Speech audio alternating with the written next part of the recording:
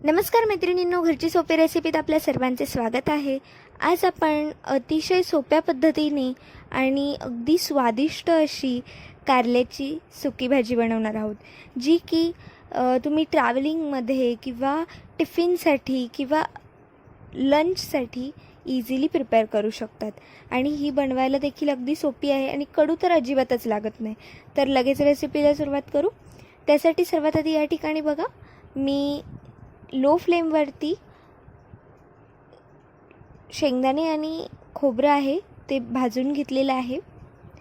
या ठिकाणी तुम्ही बघू शकता, लो फ्लेमवर परतून घ्यायचं आणि भलेही थोडा जास्त वेळ लागतो, पण अगदी आतून आपले जे शेंगदाणे आहेत ते आतून कडक होतात आणि छान लागतात टेस्टला।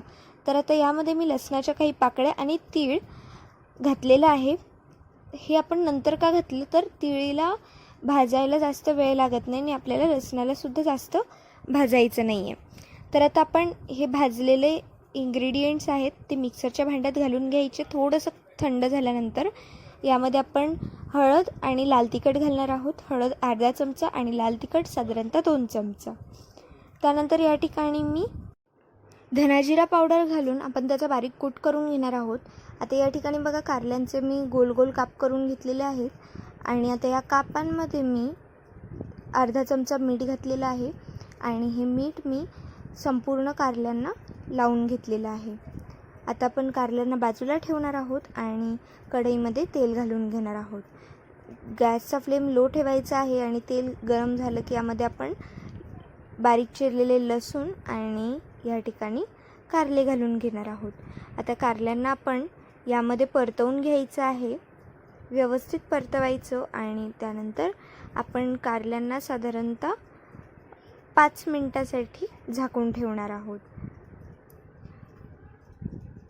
अगदी आपल्या भांड्यामध्ये घट्ट बसेल असं झाकण घ्यायचं आहे, कुठूनही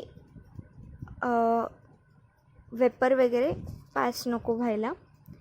आणि आपण बघा, या ठिकाणी असं व्यवस्थित झाकून ठेवल्यानंतर कारले व्यवस्थित शिजलेले आहेत। आपण यामध्ये अर्धा चमचा हळद घातलेली आहे, लाल तिखट घातलेली आहे साधारणतः 1.5 चमचा,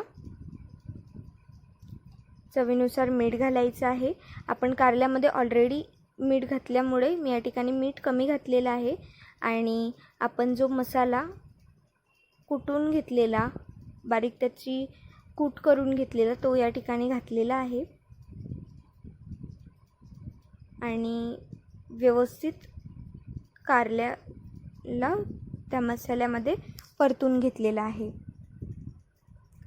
आता बघा, व्यवस्थित आपण कारल्याच्या भाजीला परतवून घेतल्यानंतर त्यावरती झाकण ठेवणार आहोत। साधारणतः 3 ते 5 मिनिटांमध्ये आपण झाकण काढून बघणार आहोत। तर आपली कारल्याची भाजी अगदी टेस्टी अशी तयार झालेली आहे। आता आपण हिला सर्व करणार आहोत आणि हिचा आस्वाद घेणार आहोत। तर मैत्रिणींनो, तुम्हाला ही रेसिपी कशी वाटली कमेंट करून कळवा। व्हिडिओ आवडला असेल तर व्हिडिओला लाईक करा, चॅनलला सबस्क्राईब केलं नसेल तर चॅनलला सबस्क्राईब करून बेल आयकॉनसुद्धा प्रेस करा, जेणेकरून नवीन येणाऱ्या व्हिडिओजच्या नोटिफिकेशन्स तुमच्यापर्यंत पोहोचतील। आणि हा व्हिडिओ जास्तीत जास्त जणांना शेअर करा। धन्यवाद।